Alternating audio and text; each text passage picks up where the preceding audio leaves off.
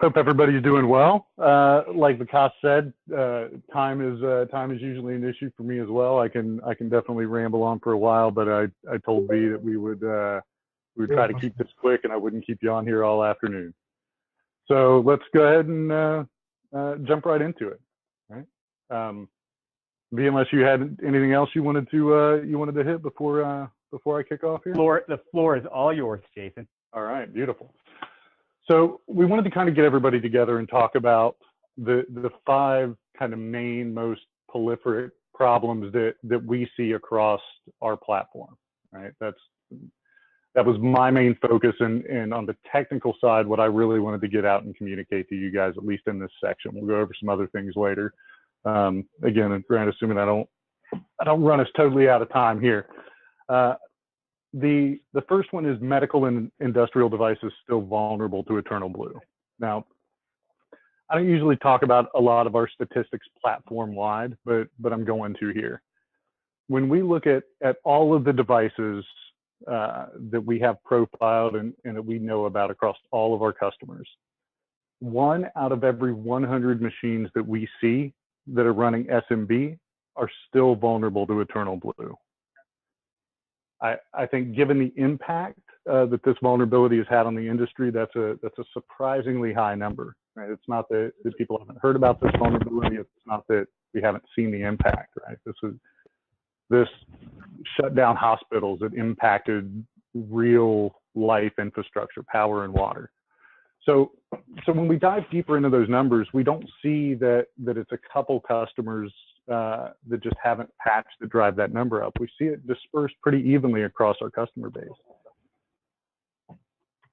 And that's because of devices like this. This is a Pyxis MedStation 4000. And so for those of you on the phone who may not be in the medical field or don't know what a prescription card is, this is it. Right? This is a station that a nurse or a doctor will walk up to. They will log in and say, hey, Jason needs his blood pressure medication, drawer unlocks, they get in there, pull it out, bring it to me, and I'm happy. As you can imagine, to a hospital, this is a critical device, right? They have processes that are built around this, and when this thing goes down, it's a bad day for everybody. Now, when we look at this, we don't see a standard workstation, right? We see what we normally think of as an IoT single-purpose device. And when we think about those, we usually think that they're running some different kind of software, that these things are not things that we need to worry about in the same way that we worry about PCs. And because of the sensitivity of this, we usually take it and we put it in a part of the network that says, okay, you know, we're going to protect these devices, right? And by protect it, I mean, we don't run vulnerability scans against it. We don't look critically at these devices because of what they are, right? If we pull this device up, and this is a device that we have profiled in our system, right? This is exactly what we were just looking at. We can see that this is running an embedded version of Windows 7, right? So this single-purpose IoT device is running a standard operating system that has standard vulnerabilities. Now, that doesn't mean that we can start hammering it with Nessus, right? Because, like I said, it's on a network and it's adjacent to other things that may not react well to that. So we need a way to deal with these types of devices, right? We can see that, right? We're detecting that this thing is vulnerable. We've looked at the services running on it and determined that. And I think that this really hits to the core of what we're focused on and what we're doing with the product, right? This is an excellent tool to be able to go out and discover the things on your network and get more information about these single-purpose devices that are out there. Now I'm picking on a prescription cart, right? This Pyxis system. But I mean, these are issues that we see with DVRs, with thin clients, with NAS drives, with industrial controls. And the impact to these devices and the networks that they're on can be really, really critical. B, do you want to talk about the email Absolutely. updates. So, Thanks. so the challenge is this. You guys have seen us talk about this problem, and day in and day out, customers basically ask us, what do you do about it? And from their perspective, they patch all their workstations. You know, server manager is saying, all of my servers are patched, all my workstations are patched. So beginning on Monday, all of you as existing customers, and even folks that are currently evaluating the product, are going to start to get this weekly threat report. Jason, if you scroll down to the bottom of it for me. And what it's going to do is it's going to give you an opportunity to go to your CIO, or if you're the CIO, go to your board, and show them, how many devices on your network, in this case, 8,427 are running Windows. Of those 8,427, how many are patched? In this case, we have 8,412. Not everyone has been patched against the SNMP and RDP vulnerabilities. 15 of them, in fact, have not been patched. So what we're then going to show you is articulate specifically what those devices are. And I'm really hoping to give you guys some information that you've never had before in a way that it's never been presented. See, our experience tells us that you as IT organizations don't control these devices. They're controlled by other groups, building facilities, or biomed, or just industrial or manufacturing folks. And so you're frustrated because from your perspective, all the devices you have secured are ready to go. But these unsecured devices are outside of your responsibility. So we're going to help you guys, with information so you're armed and you can go to your CIO to really make a difference in terms of protecting the entire organization, not just your servers and your laptops and mobile devices.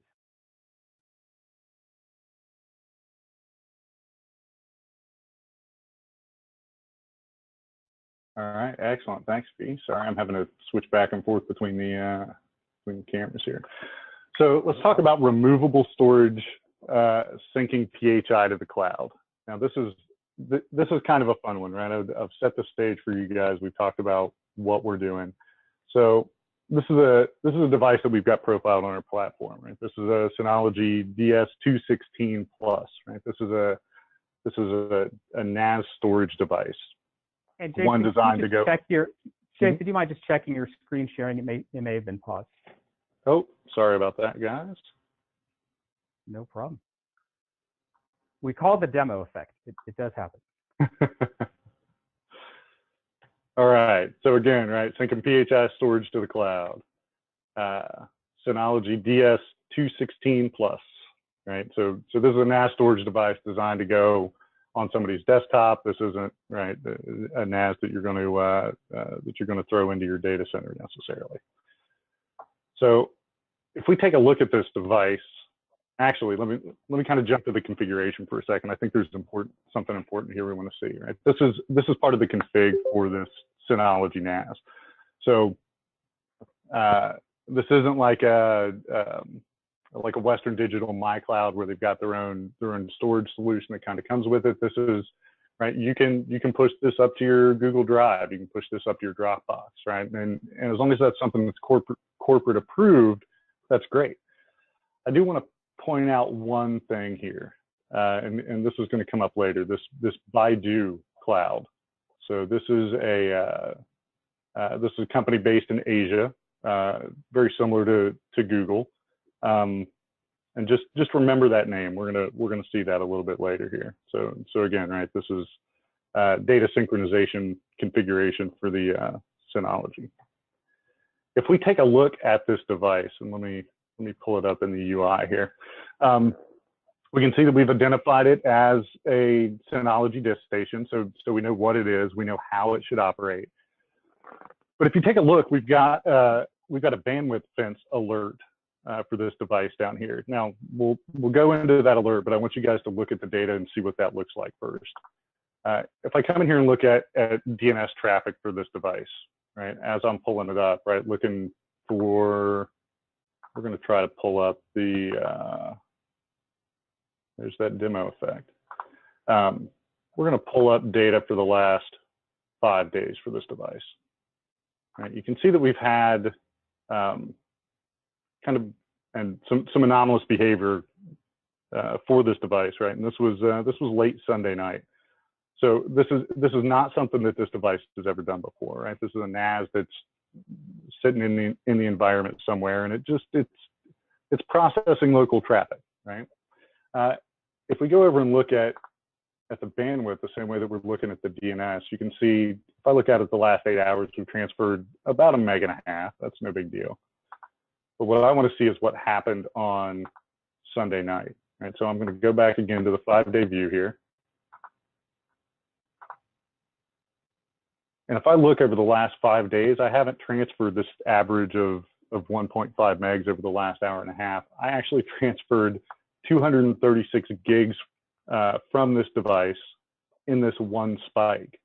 Now again, right, this is a NAS, this is cloud storage. This may be okay behavior for this, right? Maybe client just started synchronizing data to the cloud, right? It's been around for a while, they just turned the sync on.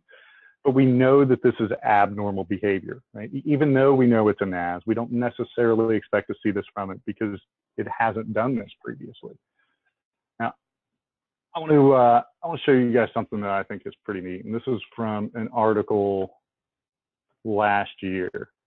Casino database was hacked through a smart fish tank thermometer. Now, this is fish tank is not like a neat name for a sophisticated cyber attack. This is literally a fish tank, right? This is a tank warmer that sets in like a saltwater aquarium.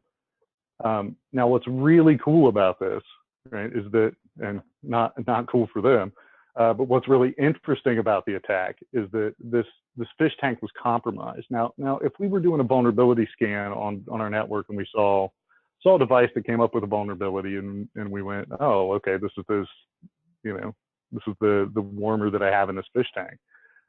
We wouldn't necessarily think about that as a critical vulnerability. But what happened here is they gained access to the fish tank. From that point, they were able to hit a database server that contained the database that the casino had of their high roller customers. Now that's bad. The backup that was pulled to a cloud storage provider was actually proxied through that fish tank thermometer. So if you're looking for large spikes in traffic from your database server, like out to the internet, you're going, hey, I obviously don't want my database server to be able to talk to Google Cloud. This guy's fine with that because he's gonna SSH proxy that stuff through this thermometer. Now, I put the quote from the article from the company that did the investigation down at the bottom here because I think this is important, right? If you look at the last couple lines, there's a lot of IoT going on to networks now, and the traditional defense that we have in place isn't capable of blocking or detecting that, right? Your firewall is not going to care. If you tell your firewall that hey, this tank warmer is allowed to go out to the internet, using 443, it's going to let it do it. So if we jump back over to this device, I'm not exactly sure what this thing's doing. I haven't talked to the user yet. I haven't looked into it. So I'm just going to block it. I'm going to shut it down. Right? So this one button up here, and as long as we have the device in line and the traffic's passing through the IoT appliance that you guys have out there on site, we can shut this down, right? I can go in and say, okay, this device is not allowed to go talk to the internet anymore until I tell it it's okay. So that's it's a nice little feature there. Let me throw up the. Perfect. So while Jason's pulling up a new feature, we're again going to release to everyone on Monday. We ran through as much of this as we could in the lab. We simulated this attack into the casino. And what really frustrated me is that we stopped it. If the casino had our technology in place, we stop it. We also looked at our own customer data, and what scares us, what scares me personally, is with the holidays coming, with Christmas coming, everyone's going to be getting new gadgets and toys and presents. And it is very possible, in fact, very likely from our own experience, Jason, if you go down to the bottom of that email for me, that you will see these personal removable storage devices attached to your network. And that's not a bad thing. Okay, we don't want to shut everything down. We want our employees to be innovative. We want them to collaborate. We want them to help customers. But what Securolytics is going to do for you guys in the background is we're going to, first of all, inventory every IoT device. In this case, there are 2,163, not laptops, not PCs, not servers, not stuff that's going to have CrashPlan or should have Google Drive on it. But these are devices that are single purpose. And we're going to watch for data and how much data comes and goes from those devices and compare that with our global catalog. And when we find issues, in this case, there are two problems. The Synology drive that Jason brought up, along with a multifunction. They're transferring huge amounts of data that they never do that is indicative of some type of data loss issue. And we're going to bring this front and center to the entire team. So our customers are going to start to get this. You're going to see this report. And we hope this is a very easy way for you to be able to go back to your CIO, be able to go back to the board and say, listen, I may not be responsible for this part of the infrastructure, but let me show you what is happening. Our data, our customers' data is leaving. So let us put policies and procedures in place to ensure that we either know what it is or we shut it down right away. And so that's really what we want to do, because we don't want any of our customers to be on the front page like this casino when it's entirely preventable.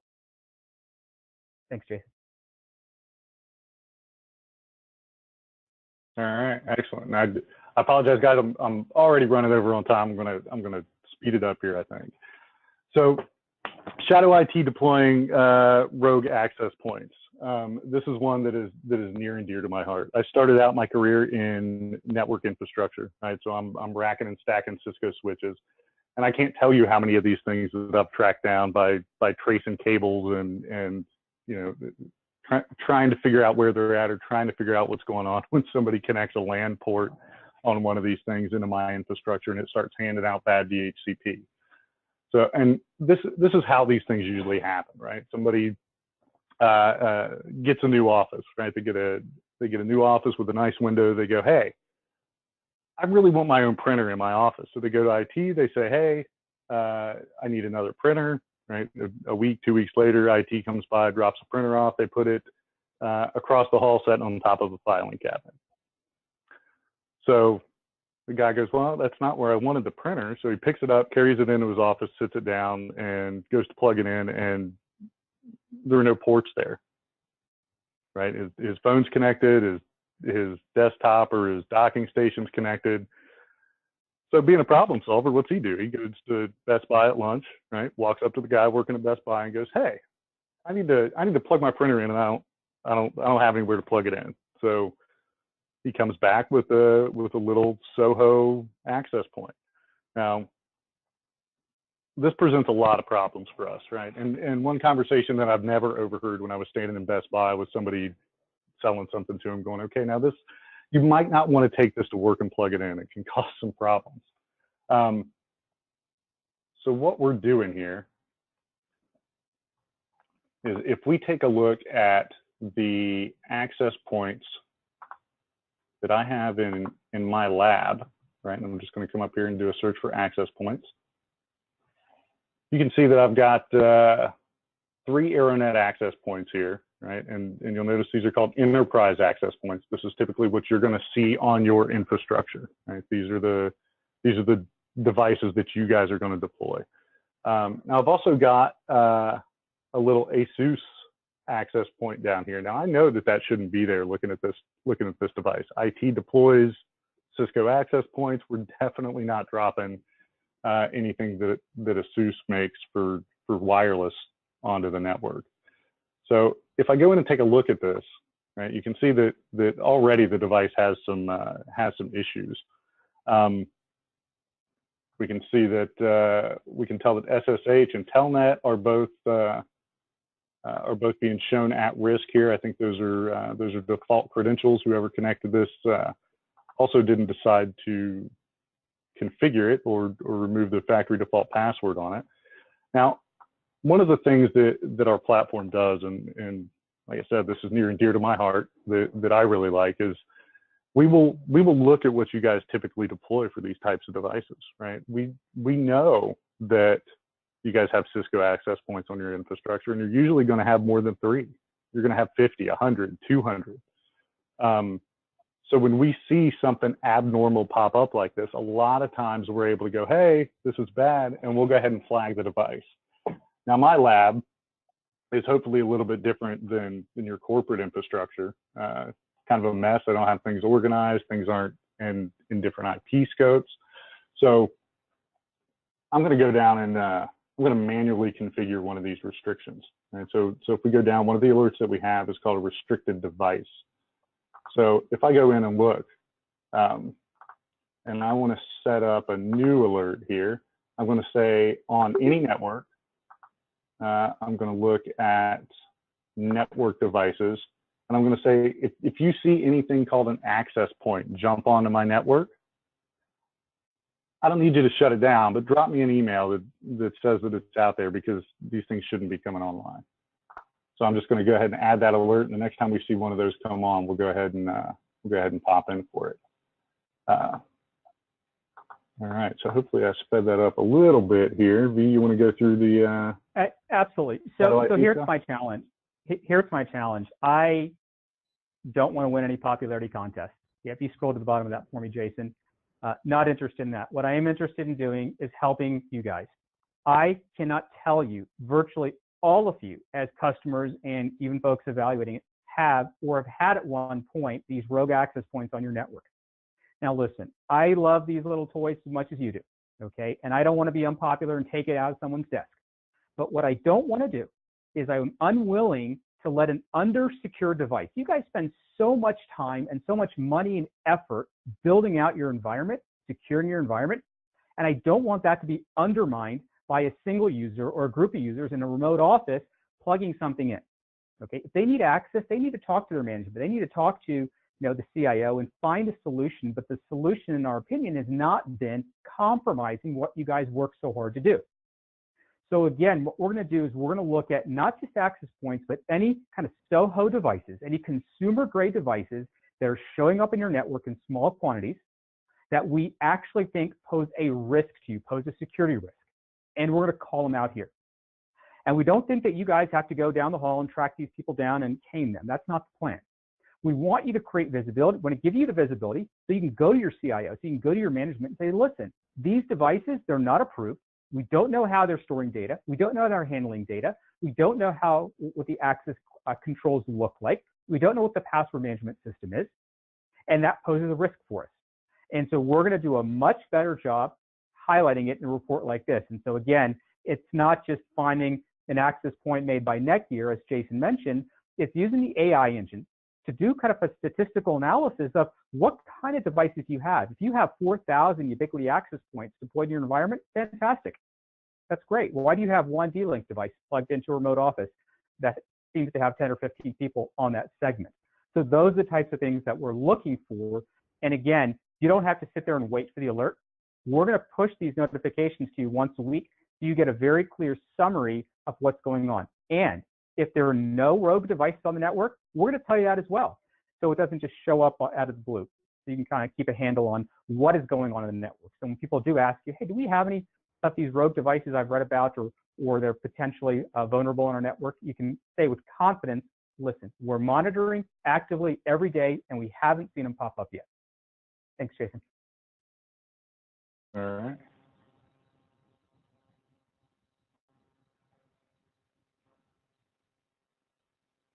So IP cameras broadcasting private video feeds.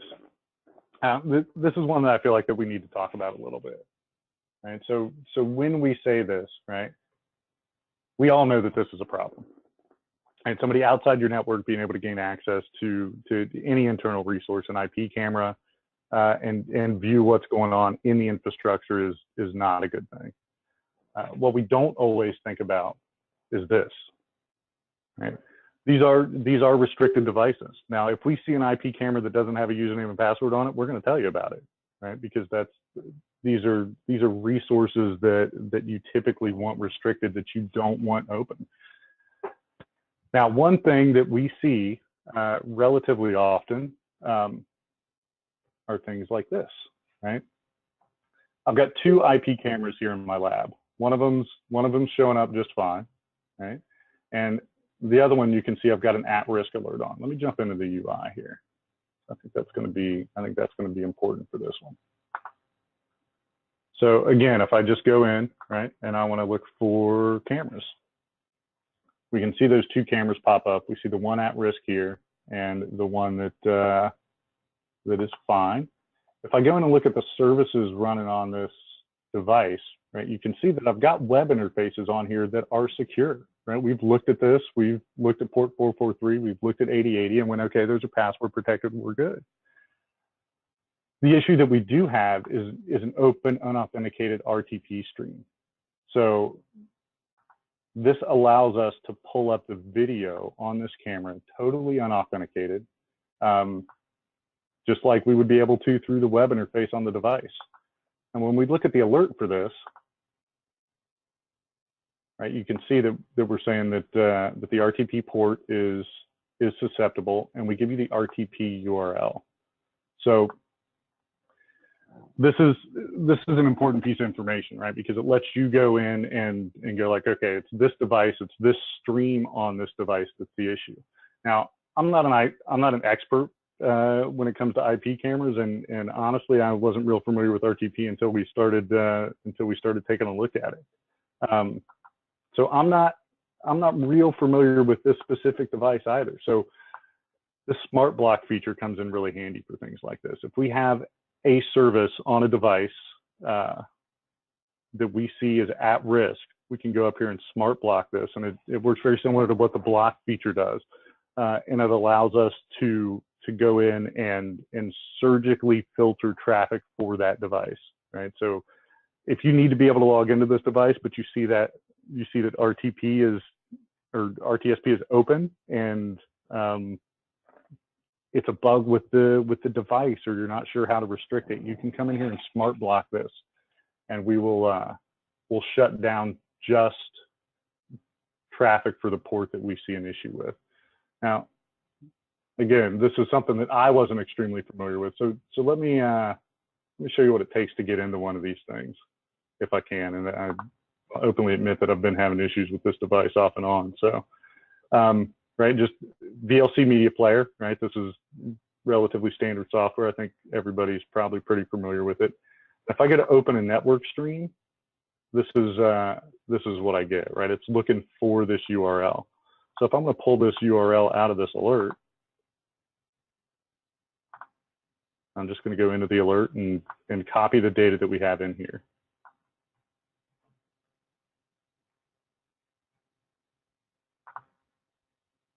Drop it in, and hopefully we should. Yep. See, there's the guy doing surgery from the slide that I had. There you go.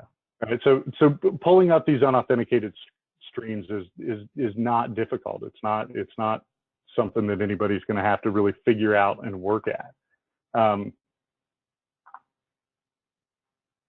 Let me go ahead and pull this one up here, V, for you. So thank you. I appreciate that, Jason. There are 2 or 3 things that I have learned through working with our customers. Number one, I have yet to meet an IT person that has a ladder and a hard hat and has installed on their own every IP camera in the environment.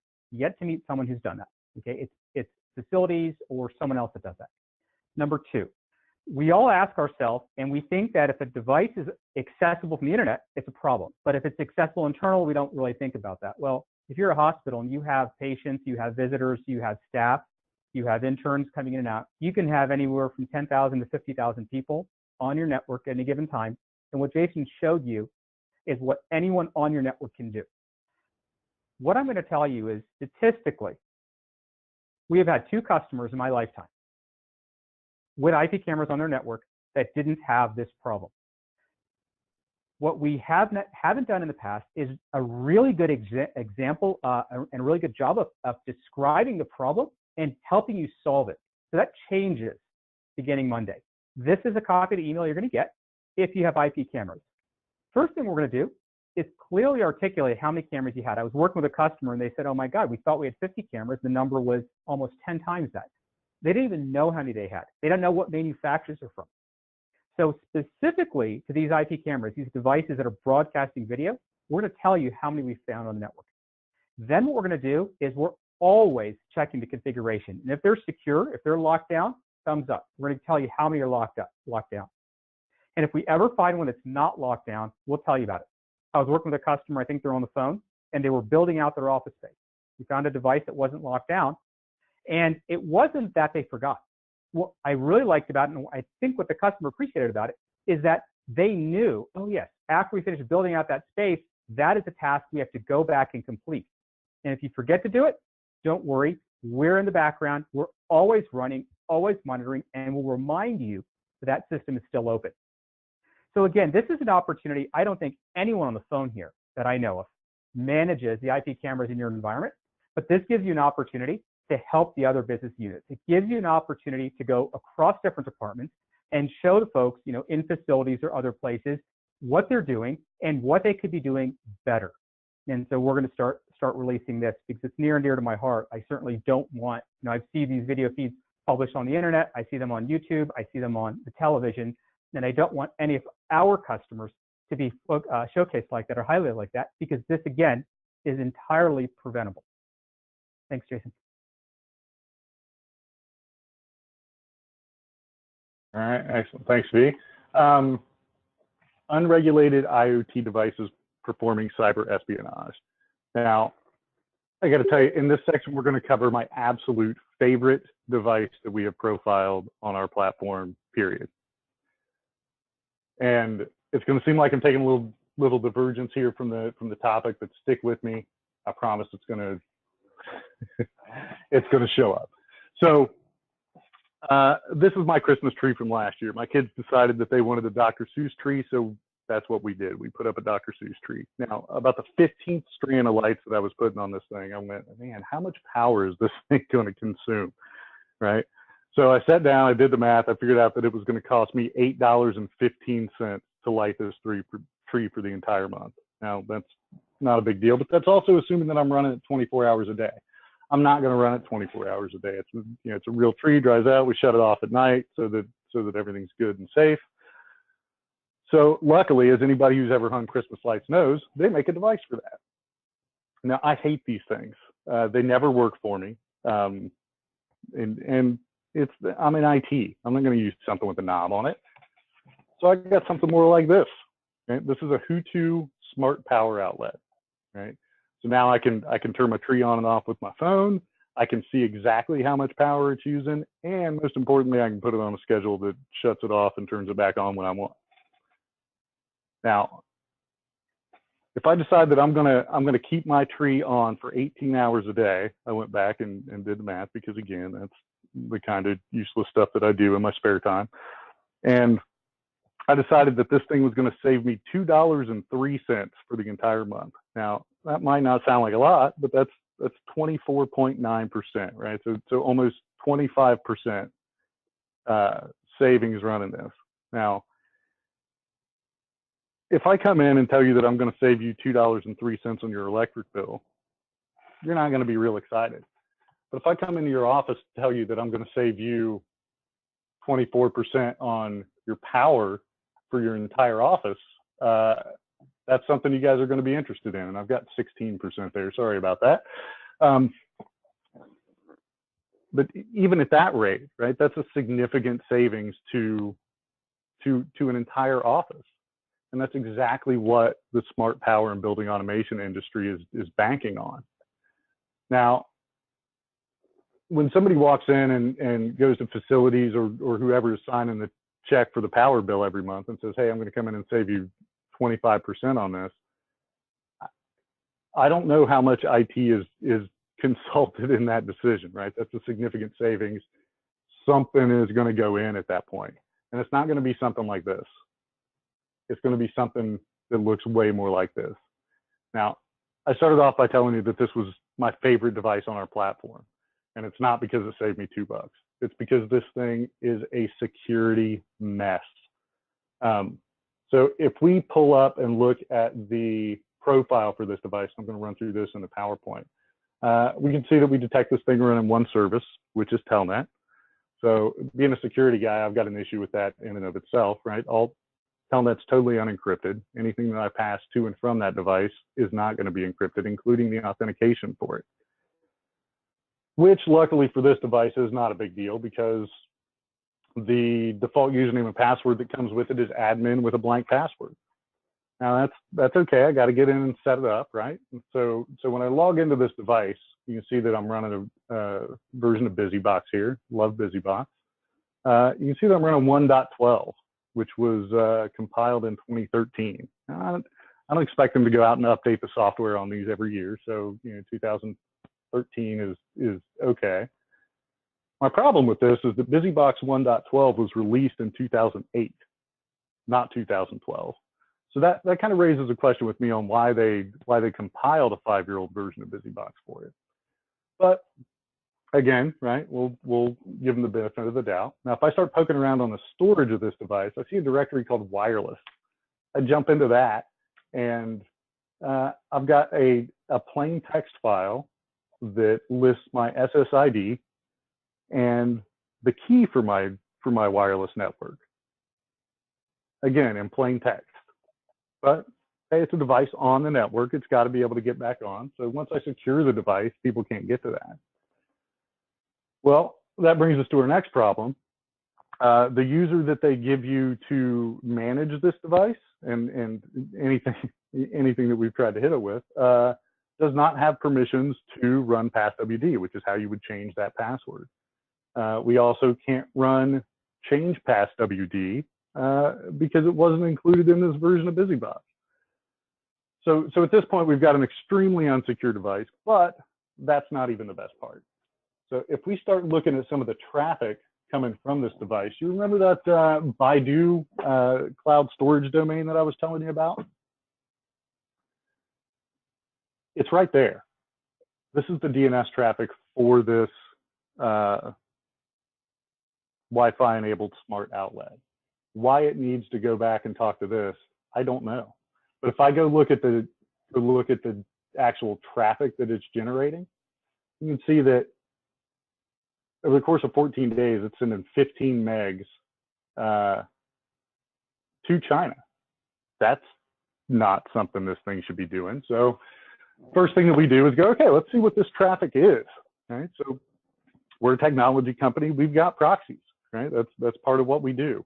We start proxying this traffic through and try to break open that SSL connection. It doesn't just stop sending the traffic or fail to decrypt it because of the certificate for SSL. It actually stops sending completely until the device is rebooted. So that tells me that right, they're actively trying to stop us from seeing whatever's going on here, and that's a bad thing all around. Right? So like I said, this is my favorite device that we've ever profiled. I think it kind of brings in issues from so many different angles. V, do you want to talk about this and then run through what you've got? I do. So yeah. Cyber espionage is real. I cannot tell you that everyone on the phone is going to be a target. Most of you probably will never be targets. But here's what we have seen, because the data doesn't lie. Number one, these single-purpose devices are showing up on your network, not because you want them, but because other folks want them, and there's a business use case for them.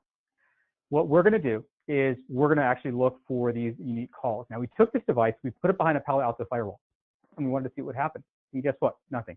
The Palo Alto just passed the traffic through, no questions asked. The reason is the sites it goes to are not malicious sites. It's not connecting to a botnet network. It's not connecting to a CNC. It's not trying to download a malicious payload. It's simply going to a very well-known site. What the Palo Alto couldn't understand is what kind of device it was. It thought maybe it was a laptop or a phone. It really didn't understand. And if you take this data out of context, you can't make a good decision. So by understanding what kind of device it is, we can understand whether or not the traffic pattern is normal and acceptable. What we're going to do is we're going to put, again, this report will be included in the series that we roll out on Monday. It'll show you how many IoT devices we're monitoring. It'll show you if any of them we believe are at risk for cyber espionage. And I assure you that if we do find these devices, not only will you get the email, but you'll either get a call from either myself or Sergey, my director of network operations, because this is a pretty serious problem. And our experience tells us these are not devices that you or your IT team has most likely installed. It's a device that is sitting elsewhere in your network, a building controller or some type of embedded industrial or connected medical device. So the bottom line is we sat back, and we love feedback. So if you have it, give it to us, please. But we wanted to make sure that we felt like the product itself can do some amazing things. But we also felt like we were not, as a team, doing a good enough job articulating how to use Securolytics and the benefits. So that changes. And it changes today kind of with the introduction of this webinar.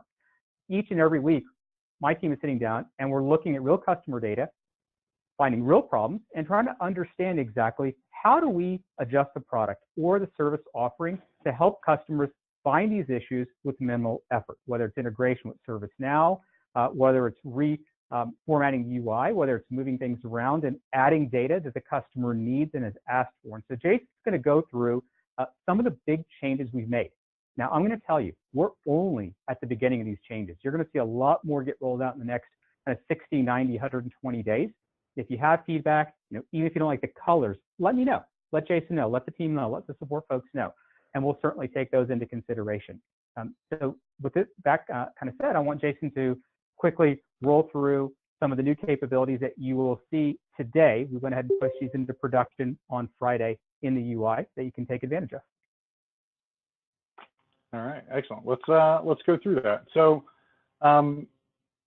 deployment is something that's very important, right? You've seen a lot of things in this UI, right? A lot of identification, a lot of features that some of our customers don't see in the UI, right? The DNS data for every host on the network, the traffic statistics, right? These are data points that we have to be able to collect and devices that we have to be able to discover, and we want to make sure that everybody is getting us that data.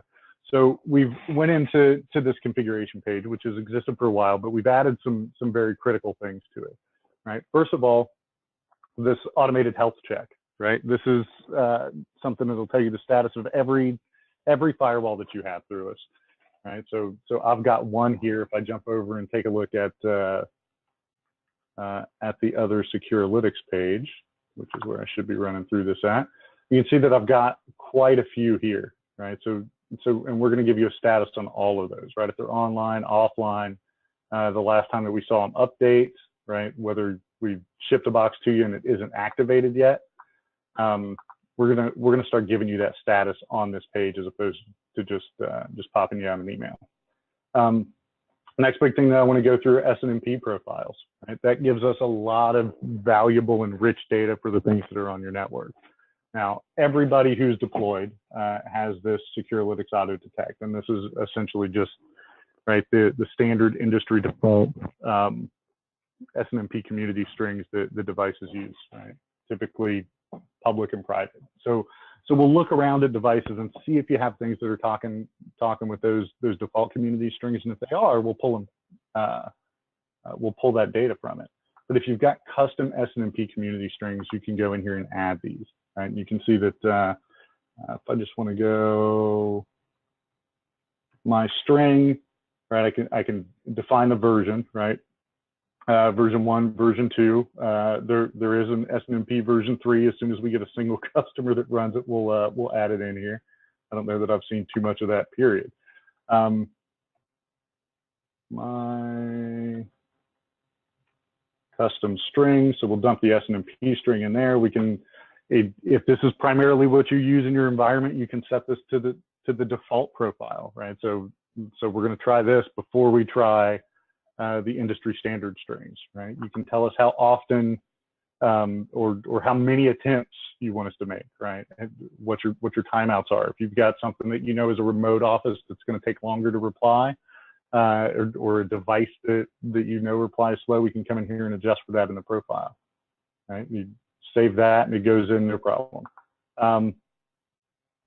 So the blacklist and whitelist, right? This is something that we deal with a lot when we go in, especially early in a deployment. Right? There's a certain level of trust that has to be gained, and before we want to put this in and kind of start scanning everything. So if there are networks that you want us to exclude and not scan, I typically don't recommend it, right? We like to kind of open it up and look at everything, but if that's something you guys want to do, you can do that, right? We populate the blacklist in here. We'll make sure that we don't scan those items.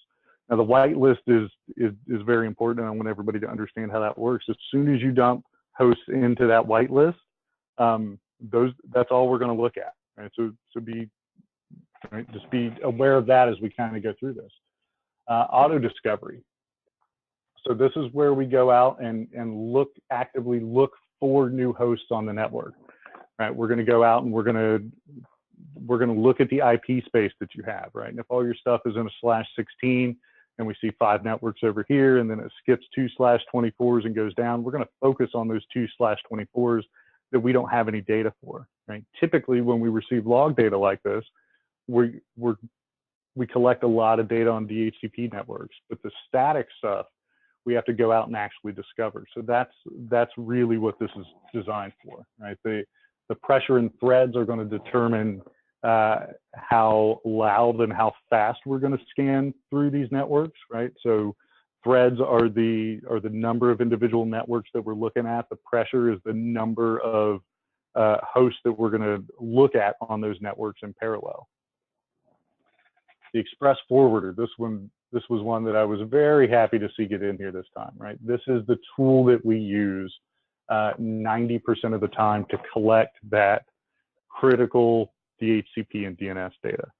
So this is designed to drop onto a Windows DHCP or DNS server. The custom keys that you need for the install are included in here.